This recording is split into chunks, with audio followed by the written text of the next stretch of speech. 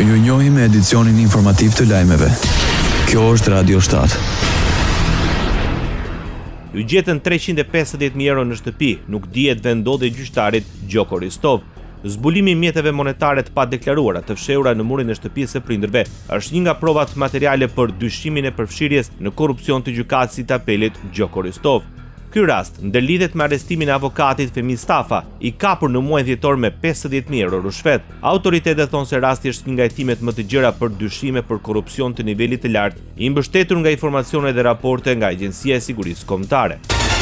Pas gjetjes së 350.000 eurove të padeklaruara të gjyqtarit Gjoko Ristov, reagon zëvendës kryeministri i Republikës Maqedonisë së Veriut Arben Fetaj. Ai deklaroi se nuk bëhet fjalë si një rast i izoluar, por si maja e zbergut e një sistemi që për vite me radhë ka mbrojtur të fortë dhe ka shtypur qytetarët e zakonshëm. Sipas tij, situata bëhet edhe më alarmante për shkak se emri Gjoko Ristovit nuk është i panjohur për opinionin e institucionet e drejtësisë. Fetaj rikujton se Ristov, së bashku me gjyqtarin non grata Enver Bexheti, ka qenë pjesë e vendimeve që japën rrugën e lirisë ish drejtorit të policisë sekrete Sasho Mjalkov, i cili lëvizi liri jashtë vendit. Ai ngriti gjithashtu shqetësimin se rasti Ristov mund të jetë vetëm një prej shumë rasteve ku gjyqtar dhe prokuror përdorin ligjin si mbulesë për korrupsion. Radio 7, zëri pozitiv i qytetit. Një defekt në një shtyllë elektrike bëri që një pjesë e Tiranës të mbetet pa energji elektrike për gati 90 minuta. Të prekur nga mungesa e energjisë ishte në zona Lidemit Fresku, ish uzina autotraktorëve Bryli Astiri dhe Ysberishti.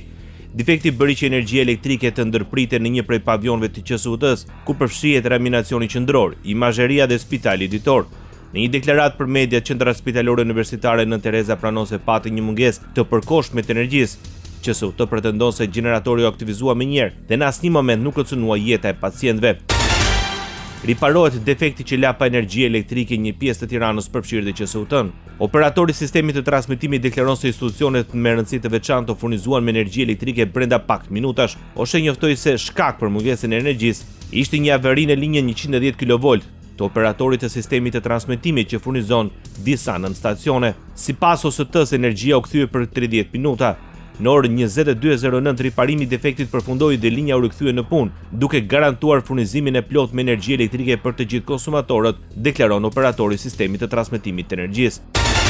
Ministria e Financave, Punës dhe Transfereve në Kosovë deklaron rritje nga 1 janari të pagës minimale në sektorin privat nga 350 euro bruto në 425 euro bruto. Sipas Ministrisë së Financave në Kosovë, zbatimi i vendimit për rritjen e pagës minimale do të vijojë edhe me një fazë të dytë. Me një korrik, paga minimale do të arrijë në 500 euro bruto. Kjo rritje përbën një masë të rëndësishme për rritjen e mirëqenies së punëtorëve dhe për afrimin e pagës minimale me kushtet aktuale të tregut të punës. Ndoqët lajmet shkurt në Radio 7, zëri pozitiv i qytetit.